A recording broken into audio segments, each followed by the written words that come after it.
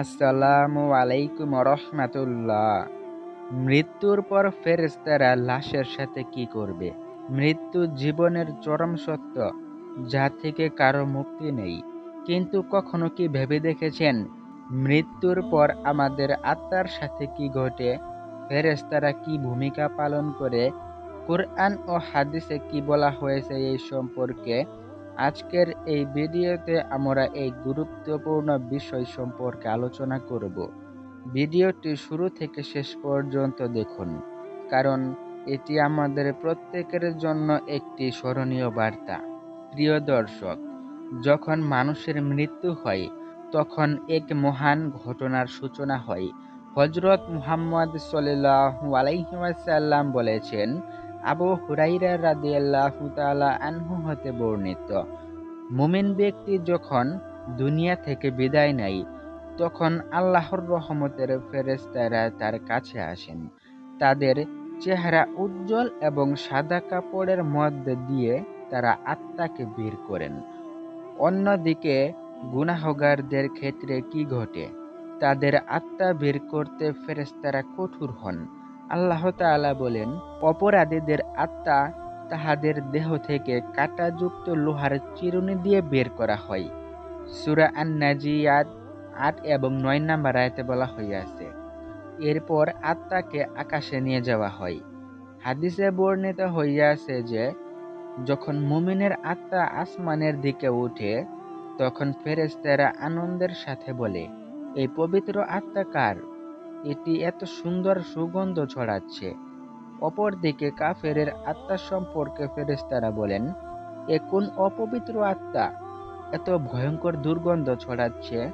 মহান আল্লাহ তাআলা বলেন, মুমিনদের আত্মাকে আল্লাহর দরবারে সম্মানের সাথে রাখা হয়, আর গুনাহগারদের আত্মা আল্লাহর রহমত থেকে দূরে রাখা হয়। সূরা আল আরাফ ৪০ নম্বর আয়াত। প্রিয় দর্শক, এরপর শুরু হবে কবরের পরীক্ষা। রাসূল সাল্লাল্লাহু আলাইহি ওয়াসাল্লাম বলেছেন, মৃত্যুর পর মানুষকে তার কবরের মধ্যে ৩টি প্রশ্ন করা হবে। ১ নাম্বার, তোমার রব কে? ২ নাম্বার, তোমার দিন কি? ৩ নাম্বার, তোমার নবী কে? মুমিন সহজেই উত্তর দিতে পারবে, কিন্তু যারা আল্লাহর অবাধ্য ছিলেন তাদের জন্য কবর সংকীর্ণ হয়ে যাবে এবং শাস্তি শুরু হবে। হাদিসে বর্ণিত হইয়াছে যে, যখন মুমিন ব্যক্তি উত্তর দেয় তার কবরকে প্রসারিত করা হয় এবং জান্নাতের সুগন্ধি আসে, কিন্তু কাফেররা বা মুনাফিকদের কবর সংকুচিত করা হয় এবং আযাবের দরজা খুলে দেওয়া হয়। মৃত্যুর পর আত্মা কিয়ামত পর্যন্ত এক বিশেষ জগতে অবস্থান করে, যাকে বারজাক বলা হয়। আল্লাহ তাআলা বলেন, আর তাদের পেছনে রয়েছে বারজাক, যা থাকবে কিয়ামত পর্যন্ত। সূরা আল মুমিনুন ১০০ নম্বর আয়াতে বলা হইয়াছে। মুমিনদের আত্মা সুখে থাকে, কিন্তু গুনাহগারদের আত্মা শাস্তির মধ্যে থাকে। রাসূলুল্লাহ সাল্লাল্লাহু আলাইহি ওয়াসাল্লাম বলেছেন, কবর জান্নাতের বাগানগুলোর একটি বাগান অথবা জাহান্নামের গর্তগুলোর একটি গর্ত। প্রিয় ভাই ও বোনেরা, মৃত্যু একটি চিরন্তন সত্য। আমরা কেহই তা এড়াতে পারবো না। তাই আসুন আমাদের আমলকে শুদ্ধ করি, আল্লাহর নৈকট্য লাভের চেষ্টা করি।